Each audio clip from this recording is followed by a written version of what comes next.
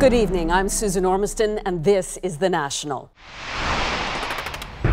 As your long weekend begins, the Harvey effect pumps up the cost of driving. Prices in Canada are not made in Canada. In a climate of intolerance, undocumented workers still do the right thing. We don't have papers, but we try to help people. A hurricane in the making and on the move, Irma's a new threat. Plus, Canada saves gay men from violent persecution in Chechnya. For days, Texans have fled the floodwaters, which have submerged nearly a third of Houston. But tonight, the alarm is in the sky. A fiery threat from chemicals exploding after cooling units failed at this plant. That thick black smoke tells the tale. There's no one inside.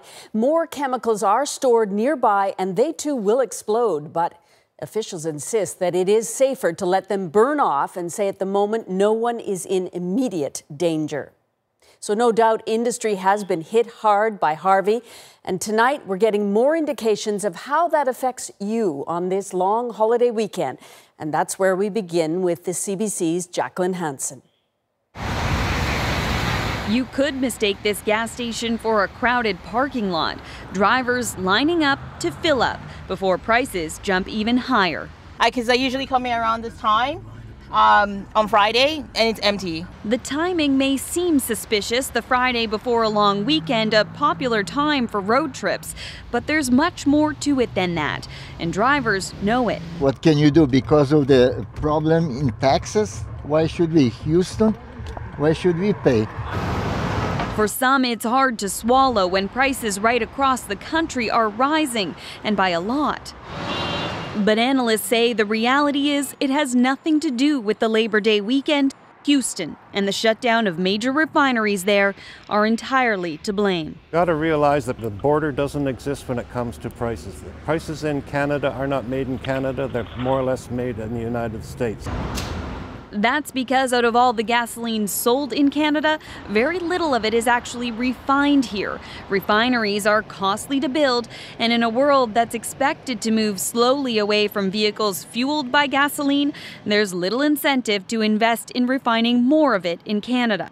The market investors look at that and say, well, why would we invest in this older technology now when we need to get ahead of the curve for the next technology that's pretty soon to come? Which means, for now at least, Canadian drivers will have to rely on our relationship with our neighbors in the U.S. in good times and in times like these.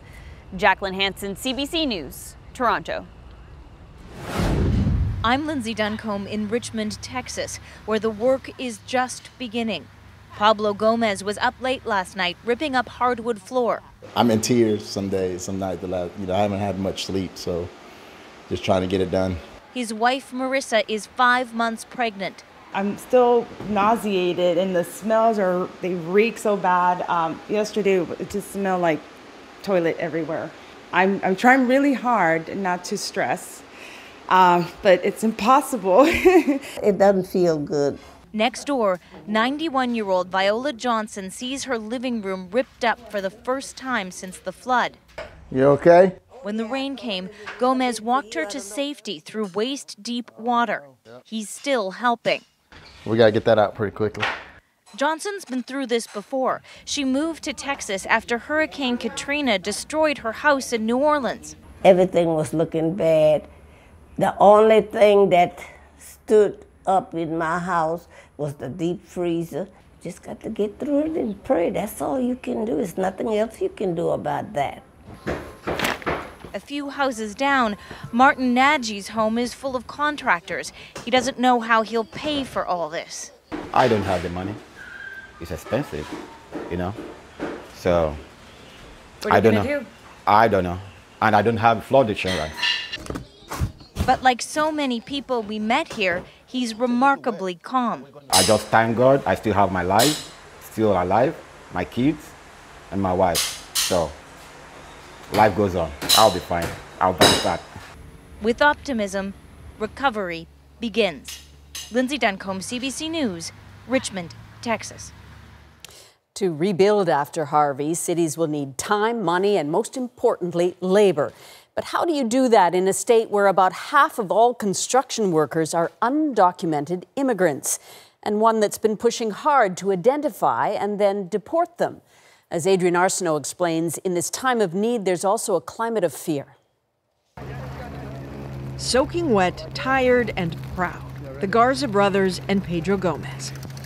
In the worst of the flooding, these men dropped everything to go out in boats and save who they could. I just bring my stuff. Pedro used to be a paramedic, has the know-how. The others have the courage to risk a lot for strangers. And they have the bravery to talk openly about who they are. We don't have papers, but we try to help people. Yeah, there's no religion, no nationality or anything like that. It's just we're all human beings. And we're just trying to, do some good. None of you have papers?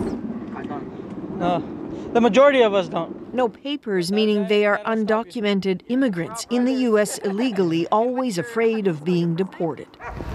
That fear hangs over reportedly more than 500,000 undocumented people in Houston, twice the national average.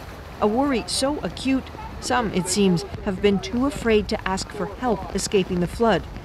Didn't want to call police, go to shelters, or report the missing. Absolutely. There's no denying that. I mean, yes. The challenge will be making sure folks report. I have 3 pallets. Armando Wale is a state representative in a district with a large population of Mexican immigrants, legal and otherwise. He's helping coordinate relief work and says rumors are rife that immigration officials will conduct raids in shelters.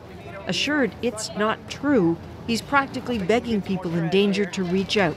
The mayor is making the same plea. And someone comes and they require help, and then for some reason there's somebody tries to deport them, I will represent them myself. But there's not much trust out there. Oh, that's Border Patrol. To see Border Patrol agents take part in the rescues caused some people to send out warnings on social media to steer clear. A law was supposed to go into effect today that would all but demand police check the immigration status of anyone they detain for any reason, however minor. Deportation, the next possible step. A last-minute injunction halted enforcement of the law, but already the governor has said he will appeal. I mean, it's disgusting.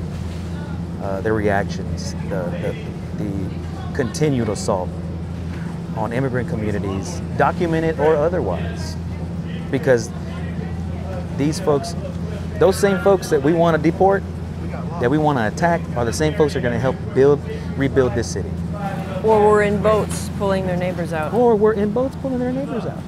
Or on legislature steps fighting for human rights. That's Carla Perez in those photos, a second-year law student working on immigration issues. She's also known as a dreamer, one of the many undocumented migrants who came to the United States as children. Under the Obama administration, young people like Carla got 2-year reprieves, were allowed to get driver's licenses and work permits. It's meant the world. But now her world is at risk again. Tuesday, President Trump will announce the fate of dreamers. Are you afraid of being deported one day? Yeah. I didn't grow up with the fear of deportation. I didn't know I was undocumented until high school. And so I didn't grow up like many of my friends, rightfully so, with the fear of deportation, with instructions from parents about what to do if they get home one day from school and they're not there. And so now, as with this, in particular with this new administration and what it has brought and what it means for people of color and for immigrants, the fear is greater. Because I feel like I have so much more to lose. It's a lot of stress in a place already at the breaking point. Working together is getting Texas through this disaster. A great divide might be its future. Adrian Arsenault, CBC News, Houston. Well, nearly a week since Harvey hit, there is another weather worry on the horizon because of this. That swirling mass with the blood-red center is the next big storm, Hurricane Irma. It could be headed for the United States, possibly even eastern Canada. CBC meteorologist Johanna Wagstaff is with us again tonight. Johanna, where is Irma and how strong is it right now? Well, Susan, the center of the storm is still about halfway between Western Africa and the Caribbean Sea. The center is over 2,000 kilometers east of the Leeward Islands, but this is a very strong storm already. A major Category 3 hurricane with sustained winds around that eye at about 200 kilometers per hour. This is the farthest east we've ever seen a hurricane form this early in the season. It still has to track through relatively cooler waters before it gets to the very warm waters around the Caribbean. And like Hurricane Harvey at one point, both these storms have intensified rapidly, going from tropical storm to major hurricane in less than 36 hours. But in the case of Irma, we're still at least 4 days away from any land impact. It doesn't bode well. How much can we predict or even project? Could Irma hit the Gulf states, for example, or what about Canada? Susan, a lot of uncertainty in the forecast track. So one to watch, but still a ways to go before we get a real handle on what the storm will do. I want to show you a range of forecast paths or various models showing what this storm could do. We have high confidence through to early next week.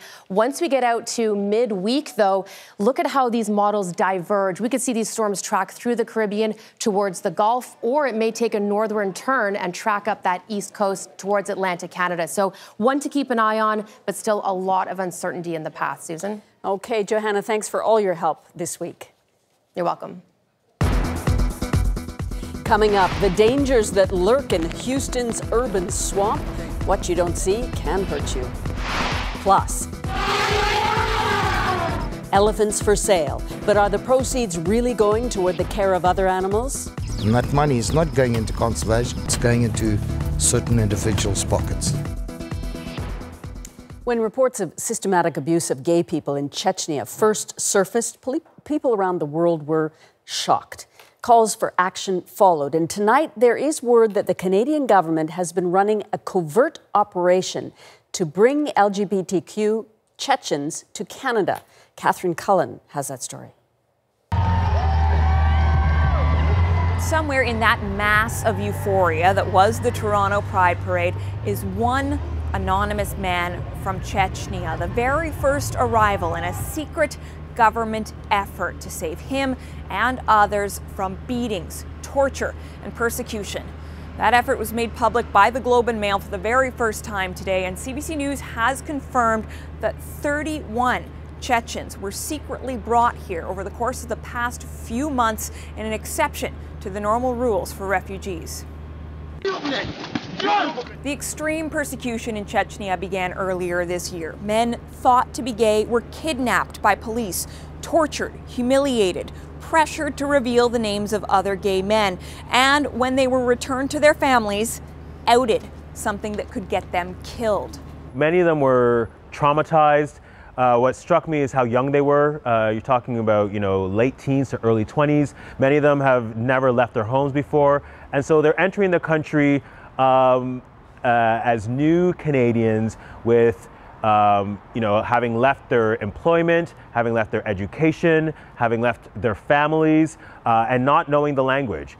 Rainbow Road worked with the Canadian government to bring these individuals here, but for security reasons, very few specifics are being released.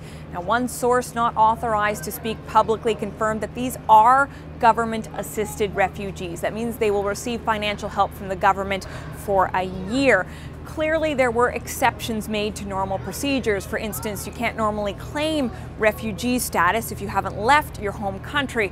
But our source says that Canada saw an opportunity to help and seized it. Catherine Cullen, CBC News, Ottawa. There was a mysterious scene at the Russian embassy, the Russian consulate in San Francisco today, a day after Donald Trump ordered its closure.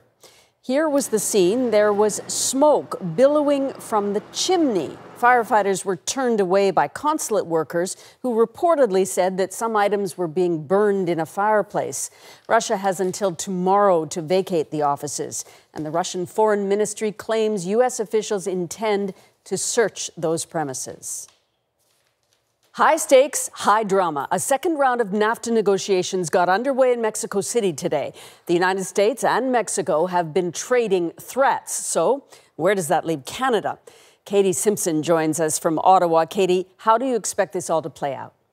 The drama is happening outside of the negotiation rooms for now, and it's very important to keep in mind there are two distinct aspects of this process. You have the politicians posturing, Donald Trump threatening to terminate NAFTA, the Mexicans saying they could walk away and are looking for Plan B. And then you have the professional negotiators who are locked behind closed doors doing the heavy lifting. Sources close to the talks have told CBC News those discussions are quite cordial. Canada remains committed to its no-drama approach to these talks. The Prime Minister has taken the high road when asked about the nasty rhetoric, and the Foreign Affairs Minister continues to highlight the positive outcomes she says can be reached. So as this process moves forward and everyone seems to be in agreement that speed is a priority here, expect the Canadian delegation to publicly remain positive and keep a low profile.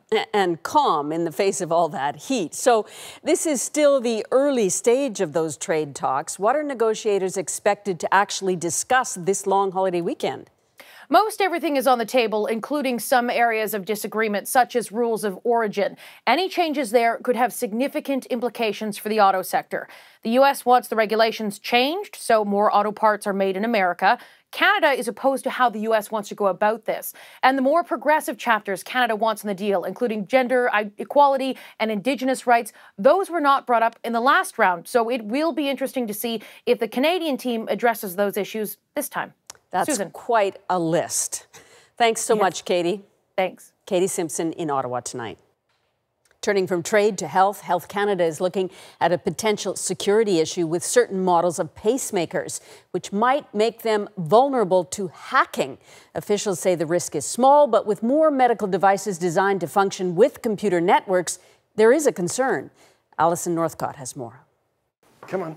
Robert Tapper has had a pacemaker to regulate his heartbeat since 2015. When you go into the pacemaker clinic, they take an instantaneous read. How's it behaving at the moment that they're looking at it? It's a built-in radio, allowing doctors like Chi Ming Chow at Toronto's St. Michael's Hospital to monitor and even control the pacemakers through their computers. But in some pacemakers manufactured by a medical company called Abbott, formerly known as St. Jude Medical, a potential risk has been identified. The pacemakers could be particularly vulnerable to hackers. I think it's a very good and prudent thing to do to try to block any loopholes or potential security issues. And nobody should panic.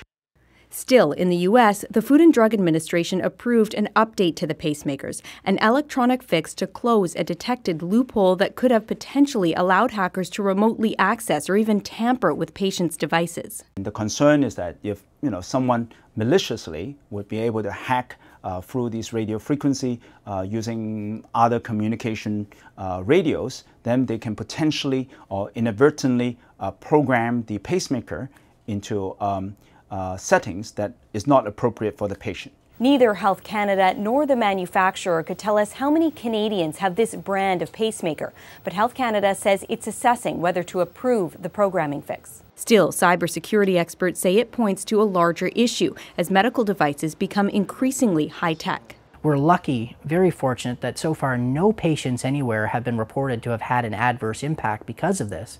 But we shouldn't rely on fortune. We should be relying on good processes to keep our regulators up to speed with these devices. Robert Tapper's pacemaker isn't the brand in question, but he'll check with his pacemaker clinic anyway. Ask the pacemaker clinic if they know anything about it, and if they're doing anything about it. It's what some doctors recommend other patients with pacemakers do if they're concerned they could be affected. Alison Northcott, CBC News, Montreal. A university in Edmonton says it is out millions of dollars after the school was the victim of an email phishing scam.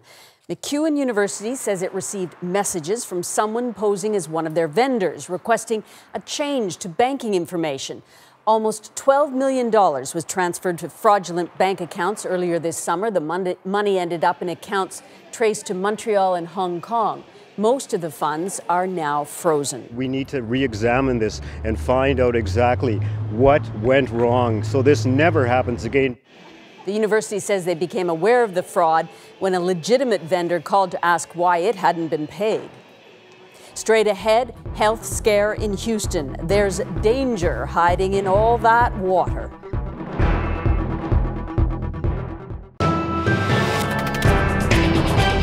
A new life for more than 250 people. The Arusa Sun carries refugees from Hungary, those who fought against a tyrannical government and then fled when their cause was crushed by Russian tanks. More than 3,000 people jammed the dockyard to shout their welcome. And they marched down the liner's gangplank onto Canadian soil, accompanied by the music of the Royal 22nd Regiment's band. Canada is one of the few countries accepting Vietnamese refugees. Under our present quota, by the end of the year, we will have taken 2,000 from Hong Kong. For the past 6 months, it's been up to a dedicated 22-year-old Montrealer, Scott Mullen, to decide who gets in and who doesn't.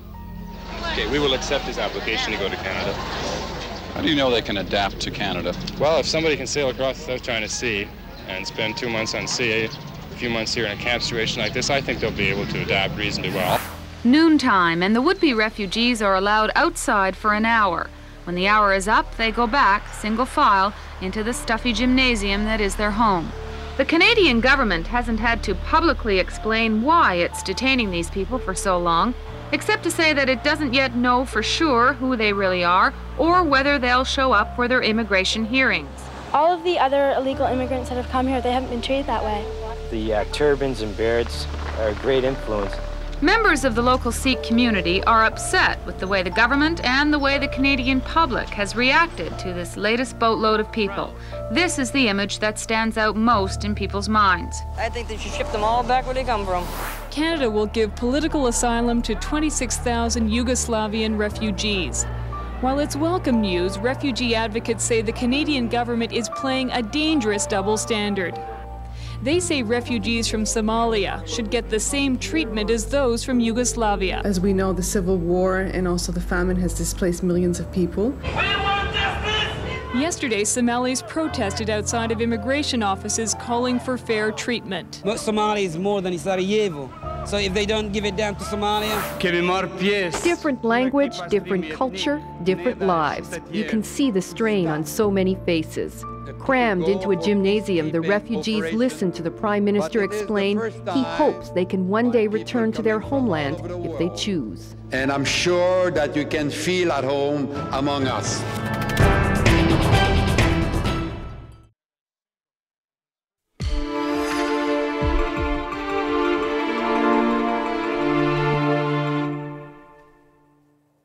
Communities submerged in water have more to deal with than destroyed belongings and broken foundations. They're also hip-deep in potential disease and chemical contamination. Earlier, I spoke to Dr. Gerald Parker. He specializes in infectious disease and public health. I reached him north of Houston. Dr. Parker, what do we know about the contaminants that are in that floodwater now? Some of the bacterial species could include E. coli, Shigella, Salmonella. There are also some wound infections that could be problematic. We don't know exactly yet what all the contaminants are. Just from Texas A&M, it was recently reported that the E. coli counts were fairly elevated in some of the floodwaters. Data that shows E. coli at 15 times the level that it's safe to wade through, and yet we see all these people wading through the floodwater. You will see an increase in gastrointestinal illness. I think we have to be concerned about chemical exposures, whether that's just, say, some of the routine chemicals that somebody may have in their household. But there's a lot of industry in the Houston area, and we don't know if there's been widespread contamination there or not. So as the water recedes and you've got that standing water, what's the concern there? Of course, mosquitoes breed in that kind of condition. I am worried about the vector-borne diseases. Fortunately, hurricanes, floods, rapid water, initially we'll see a decrease in the mosquito population, or that's what is expected. But once the water recedes and we begin to get the stagnant pools and so forth, we can expect to see perhaps a rebound, and when the mosquitoes begin to breed again, we have to be very concerned about vector-borne diseases. Like what vector-borne diseases? They could include things like Zika. They could include things like chikungunya, dengue. They could be some of the viral encephalitis viruses. Could even be yellow fever, because there are outbreaks of yellow fever in South America. We hope that doesn't get appear. But again, the conditions are right. So wrapping up here, there are a lot of unknowns, of course, but I'm hearing that you do expect health problems from this flooding. This situation is perhaps going to change the habitat and environment ways we don't quite understand, and we have to be on top of it. Thanks, Dr. Parker. Really appreciate you joining us tonight. Thank you. In southern Ontario, people are also dealing with the aftermath of flooding earlier this week. As you'll see, it's pushing some to their limits. A disaster. We've lost baby items, clothes, mattresses. And I noticed you've got the bracelet on your arm there. Yes. What happened on Tuesday? Like, where did you, what I did you was find? in the hospital. I have multiple sclerosis, so this is what I came home to. We've had no help or assistance. We need the community to come together to help us in any way that they can, whether it's just even to come out and offer a hand. That's super tough. Our next story is a treat for the eyes, but it may break your heart. Zimbabwe says it has too many elephants, and to save them, it has to exploit them. Margaret Evans covers a lot of ground to investigate those claims. Her special report is next on The National.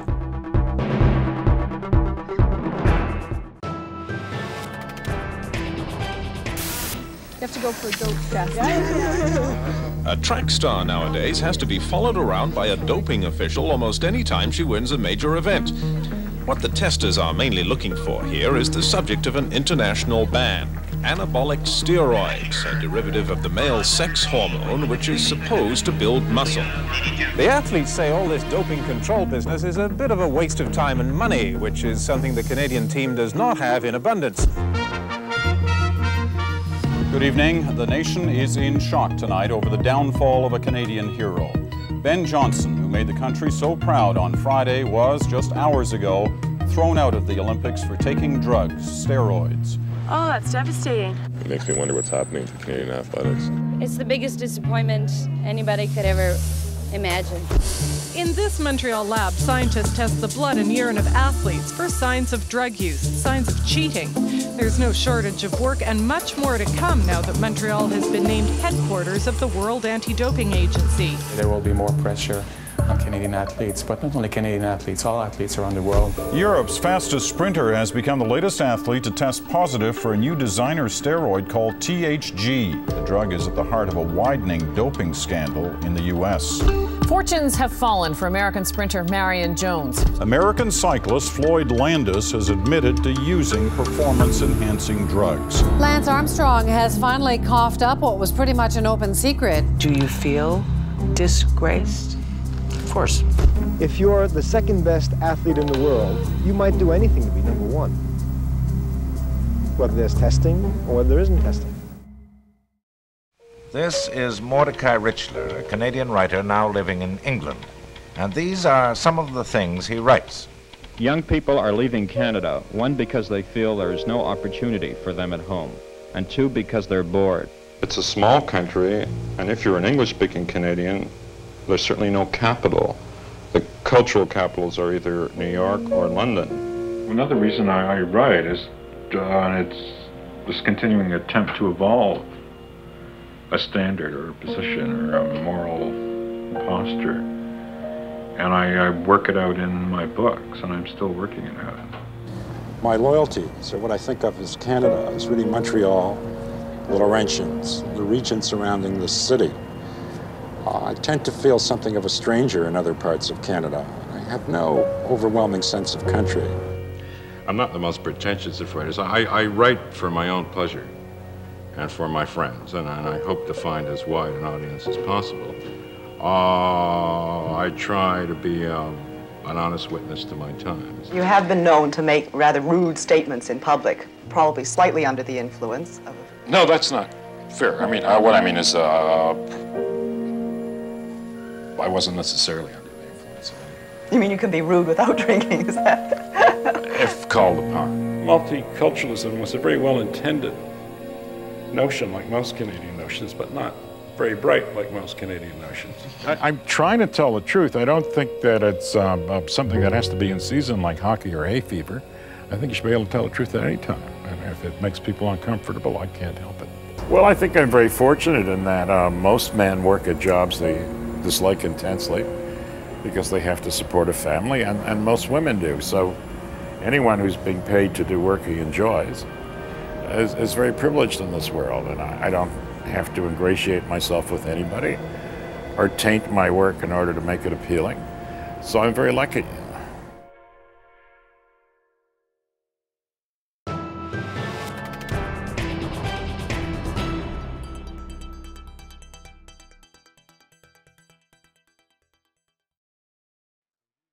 Each elephant consumes about 200 liters of water and 200 kgs of leaves. It has an impact on our ecosystem. That's an appetite worthy of a majestic mammal, but are the elephants' eating habits an eco-burden? While the world frets that poachers are killing them off, the government of Zimbabwe claims there are actually too many elephants and they're not sustainable, that the country needs to sell some of them. But according to environmentalists, what Zimbabwe is really selling is lies. Margaret Evans now with a second look at her story, The Disappearing Giants.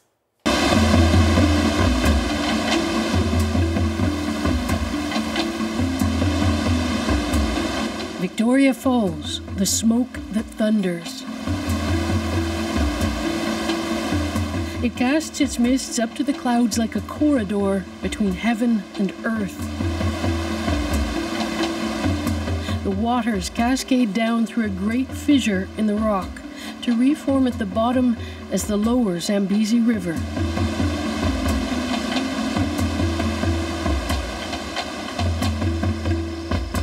Add in some of the wildlife this corner of the world is famed for, and it's a little slice of paradise. But in troubled Zimbabwe these days, even the Garden of Eden can be put up for sale. To save it, says the government, to squander it, say critics. Beware of elephants crossing the road, just one of the signs alerting travelers to the approach of Hwange National Park, south of Victoria Falls, and boasting the widest variety of mammals on the planet. The number of elephants in Africa is dropping at an alarming rate, but not here, according to the Zimbabwean government. Here it says they're plentiful, too plentiful, taking a toll on the environment and the people who live near them.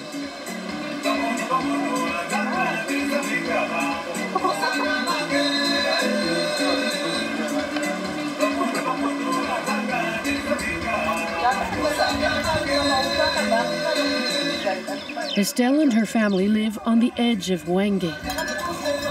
Mainly subsistence farmers, they survive on the corn and sorghum they grow, selling any extras. The lions in this area, they always moving. Now and then, they attack our goats. They've tried to fortify their small patch of land, but they are fragile defenses. They jump over these sticks, which we put as a fence, try and get inside, especially elephants. They don't mind about this. But despite all that, Estelle doesn't want the animals or the park to disappear. She just wants better protection for her children and her livelihood. Zimbabwe's brooding capital, Harare.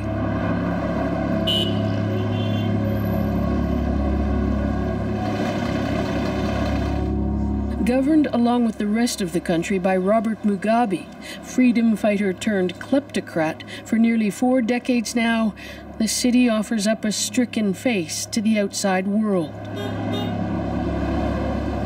Formal unemployment at around 90%, public salaries often unpaid, hospitals running out of drugs, and a cash shortage so severe that the government began printing money, bond notes. Paying to care for national parks and the wildlife in them is not a government priority. But selling off wildlife to raise cash is, increasingly so. Selling the animals as a way to maintain a balance of our own ecosystem makes sense because you have other people who are enjoying these animals. Argument they can argue because they do not bear this burden of taking care of 86,000 elephants.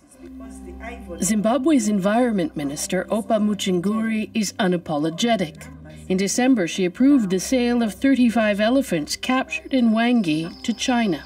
The year before that, Zimbabwe sold 24. How else, asks the minister, can a cash-strapped country like Zimbabwe preserve a wildlife heritage the rest of the world also lays claim to? Muchinguri insists money earned goes right back into conservation. The alternative, she says, would be a cull. But critics say Zimbabwe's animals are no different than its diamond mines, just another national resource for a corrupt government to plunder. Lions and elephants and giraffes treated like rainy day savings accounts. And that money is not going into conservation.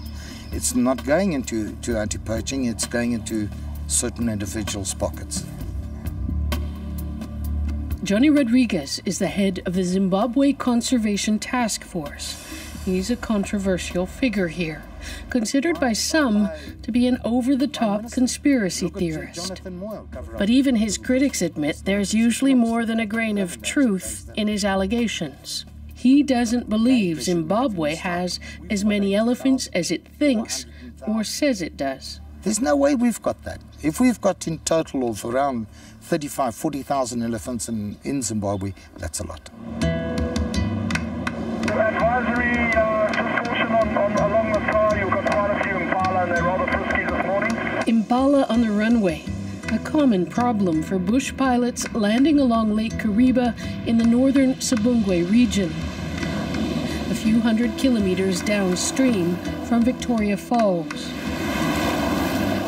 When the dust settles, another celestial horizon appears.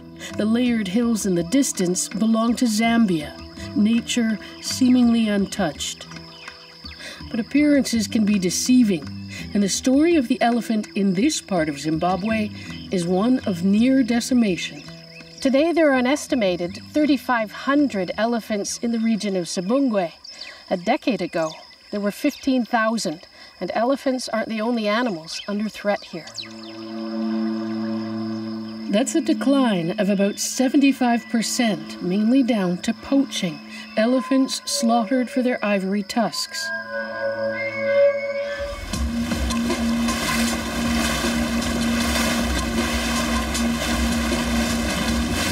Nick Milne runs the Bumi Hills Foundation. It works to protect wildlife in and around the lake and their habitats. Copy, Matt. We'll stay 100 meters away from you. Milne also questions claims about an abundance of elephants in Zimbabwe. I just think we need to look at the science behind how we get the numbers first before we can start making these assumptions that there's too many animals. In Wangi, for instance, elephants from Botswana are attracted to the park during dry season by water pumped year-round. It blurs the numbers. The vegetation around those areas has been decimated, so it looks like there's an overpopulation of elephants. But that is very much around the camps where there are pans, which is a natural tourist draw because the animals are in there. In the meantime, the government message that Zimbabwe has more elephants than it can cope with makes it harder to impress just how existential the elephant's battle for survival is here.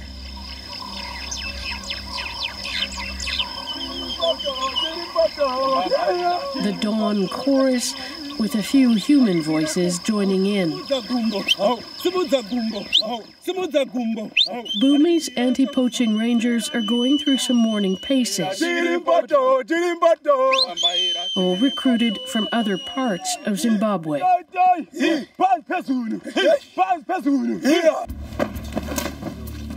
They haven't lost an elephant to poachers in 18 months in the area they patrol, about 50 square kilometers. A drop in the bucket and one that needs constant vigilance. Most of the men don't want to be identified, including this former police officer. Crime syndicates trading in ivory, he says, are not to be messed with. They can kill me or they can eliminate me. So in order to secure myself, I mustn't disclose where I am. People poaching because they're hungry is something else. You can see this person, he have no way. He doesn't have any other means of living. Sometimes when he tries to grow crops, no rain, he can get nothing.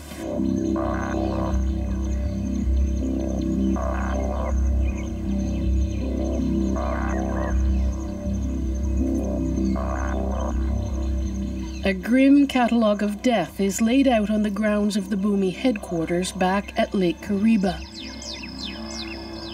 Mainly jawbones from animals that have been killed by poachers, but a few skulls too. This water buffalo was caught by a snare right between the eyes. The team has removed more than 17,000 of the traps from patrolled territory since 2009. Apart from anything else, it's a very horrible way to die, being slowly choked to death around the neck or around the leg where you're trying to get out of the snare desperately. It's cut down to the bone, and you will die slowly of infection and all sorts of other complications. It's terrible. Mark Brightman is qualified to dart injured animals. He says the tactics criminal gangs employ are changing. In recent years, we've seen a huge rise in the use of cyanide poisoning at waterholes, or they put coarse salt down, and the elephants will consume that very readily, especially in the dry season. The impact of loss on an elephant herd can be profound. One reason why so many conservationists say they disagree with Zimbabwe's decision to sell the animals abroad, especially the younger ones. We understand a lot more about elephants and other animals and their social interactions and how they've got pretty much the same sort of emotions as we have. So you go into an elephant herd and remove tiny baby elephants, it's like taking a child away from a mother.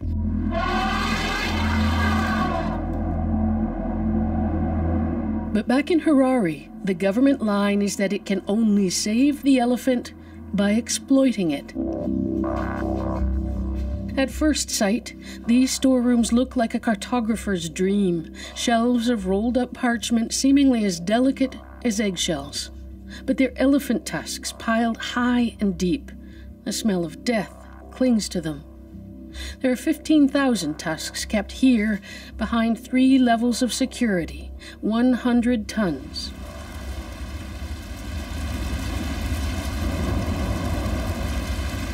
That's about the same amount Kenya burned last year, a message to ivory smugglers that their bloody trade must end.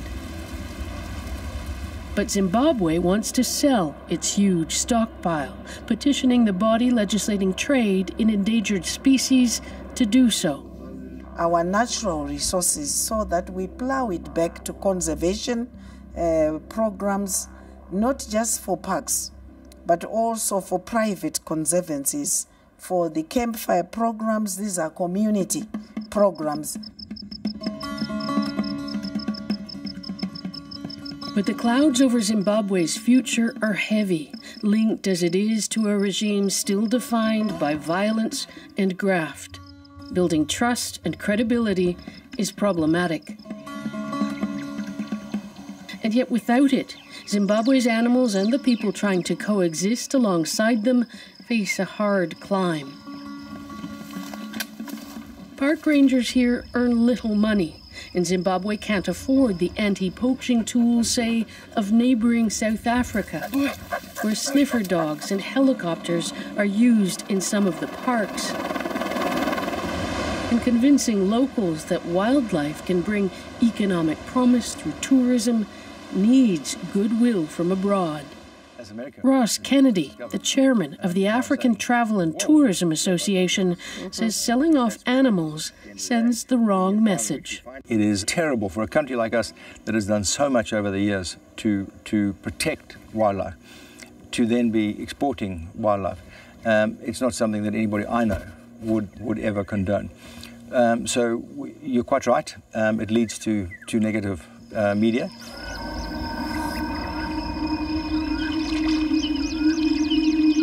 Lake Kariba's shimmering waters haven't always been here.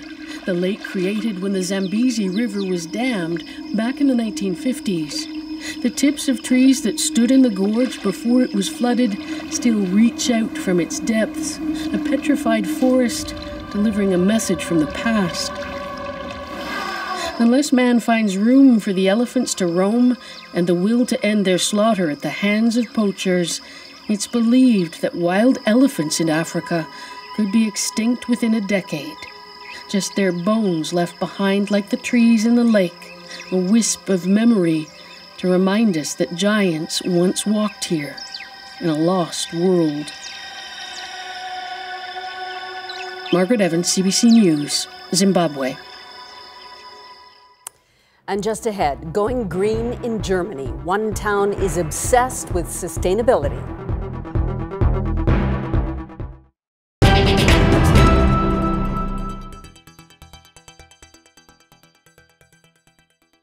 This is Niagara Falls, and if you've noticed a little more foam at its base lately, perhaps it's mainly because of the beer. Beer that's being dumped by the caseload into the custom shed washroom upriver at Fort Erie. They are bringing more beer than usual on account of the beer strike in Ontario. One Hamilton man who shuffled off to Buffalo to pick up a couple of six-packs got his comeuppance, but at least he, unlike many others, was able to kiss his beer goodbye. A Canadian beer-drinking tradition is disappearing fast, and the first place they're feeling it is in the Maritimes. What's vanishing are those squat and stubby dark brown bottles. The Canadian brewery industry has spent millions of dollars to make the change to long-neck bottles, and part of that cost is a result of scenes like this.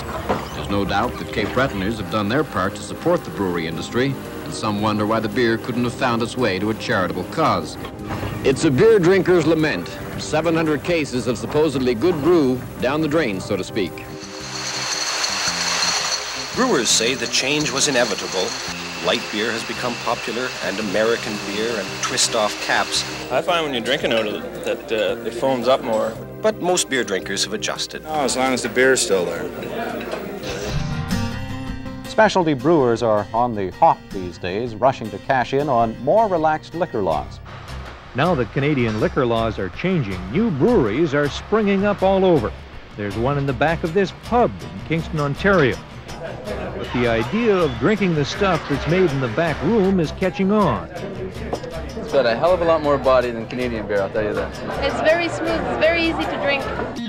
Okay, Arnie, if you could picture yeast there. Yeah. Bernie Knudsen has been coming to this so-called U-Brew store for about 3 years. It's easy and it's cheap.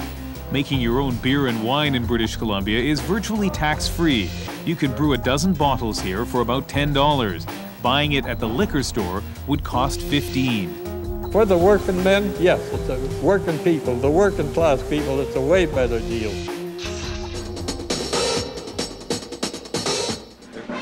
Most hours have 60 minutes. This hour has 7 days.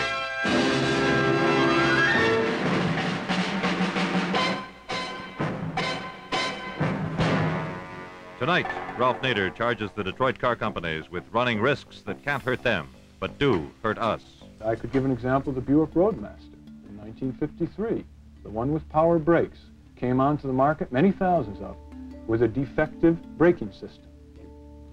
Now, you mean in the 53 Buick Roadmaster, with power a driver brakes. would literally go from normal brakes to no brakes like that? Right, that's right. This is documented in court records, which is very interesting. It shows you that the only way we find out about these things is through the cumbrous process of the judicial system.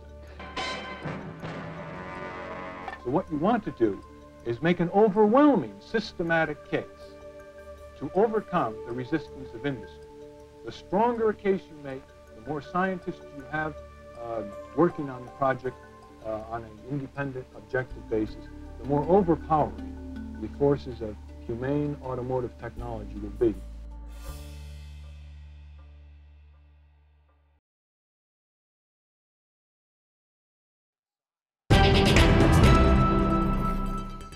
With many oil refineries in Texas offline and gas prices now spiking, there are growing calls for renewable energy solutions.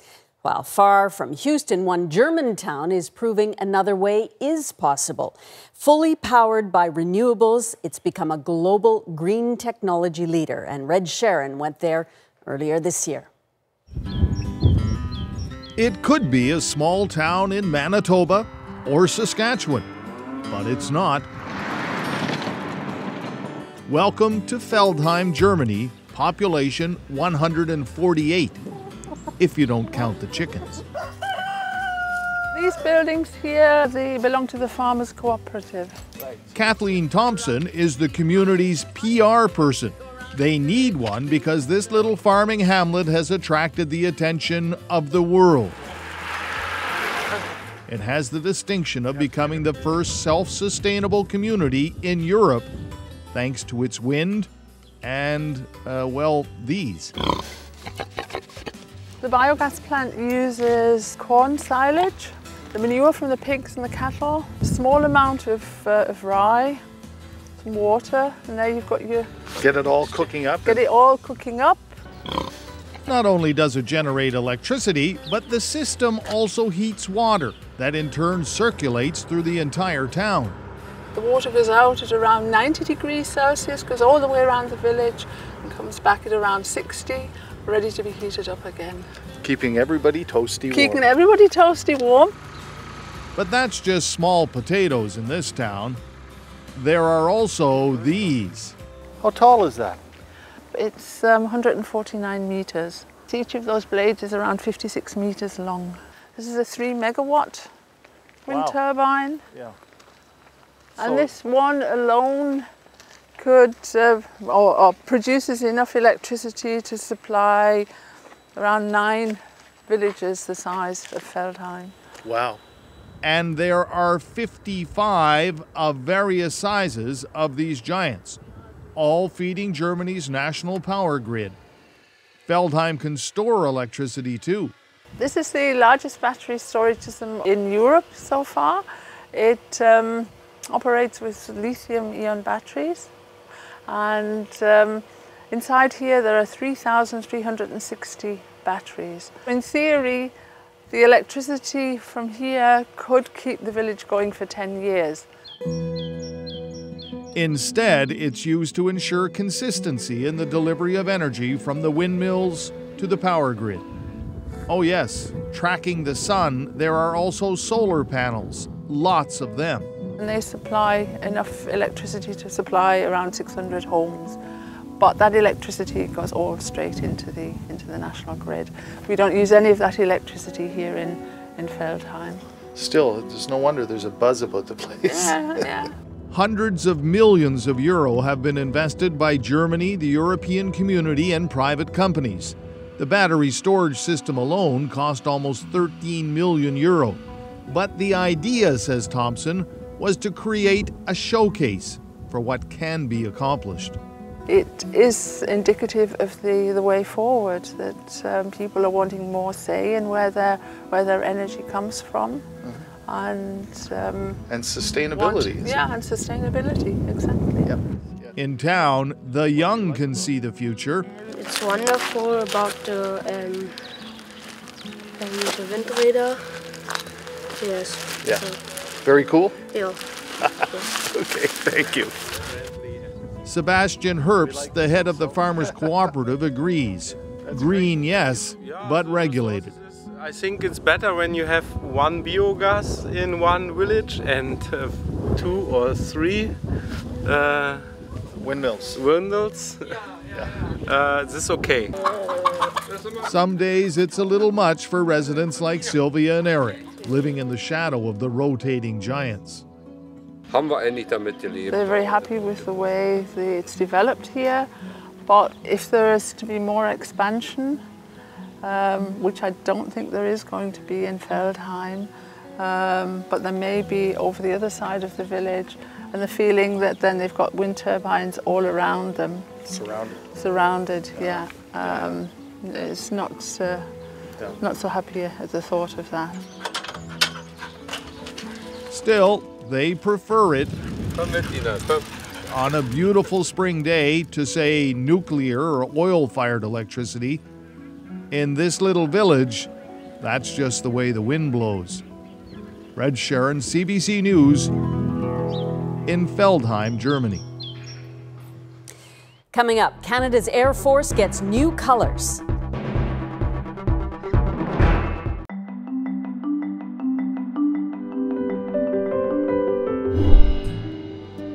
Tomorrow, Coca-Cola Company will tell a thirsty world it's putting a smoother, sweeter taste into the most instantly recognizable bottle in the world. This has got to be the boldest consumer product move of any kind, of any stripe, since Eve started to hand out apples. Here they drag out all the hoopla, thinking that they're going to war against the arch-rival Pepsi. But it turns out they've picked a fight in their own backyard with their best friends. I can't tell the difference between the new taste of Coke and the old taste of Pepsi.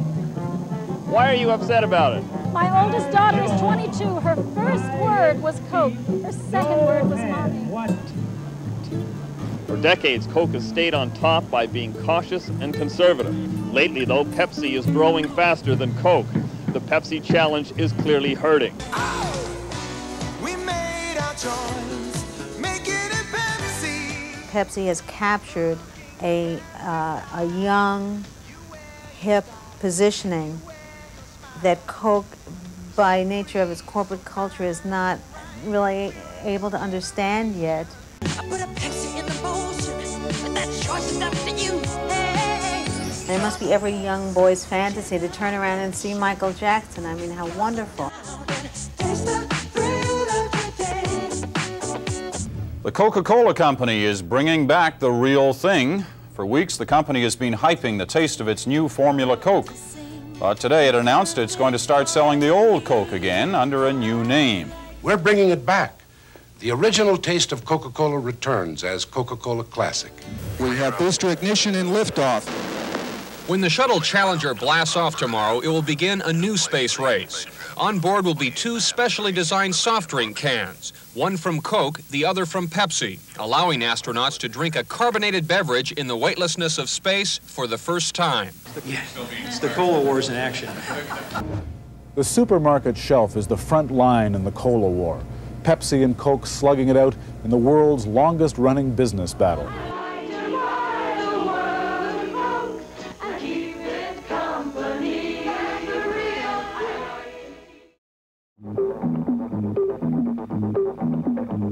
The National.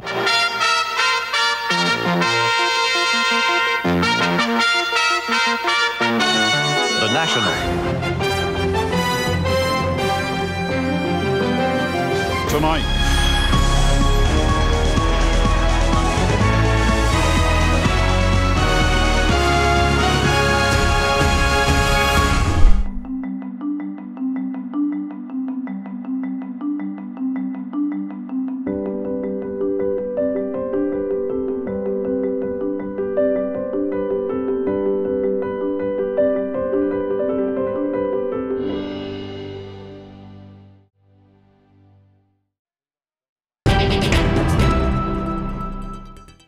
The Royal Canadian Air Force presented its new colors in Toronto today.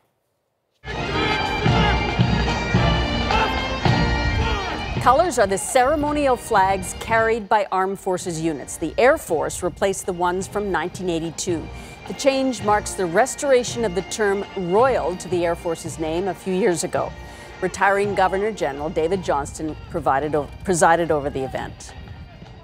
Well, from long shot to contender, the rising Canadian tennis star Denis Shapovalov advanced yet again after another big win at the U.S. Open.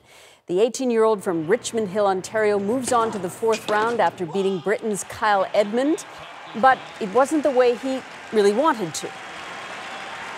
I knew my chances would come, and luckily they did in the second, and then, like I said, what happened in the third is very unfortunate. Shapovalov was already leading when a neck injury forced his opponent to quit. His next match is Sunday. He is the youngest player to reach the 4th round of the U.S. Open since 17-year-old Michael Chang back in 1989. That is The National. For news anytime, check cbcnews.ca. I'm Susan Ormiston. Thanks for watching and enjoy your long holiday weekend.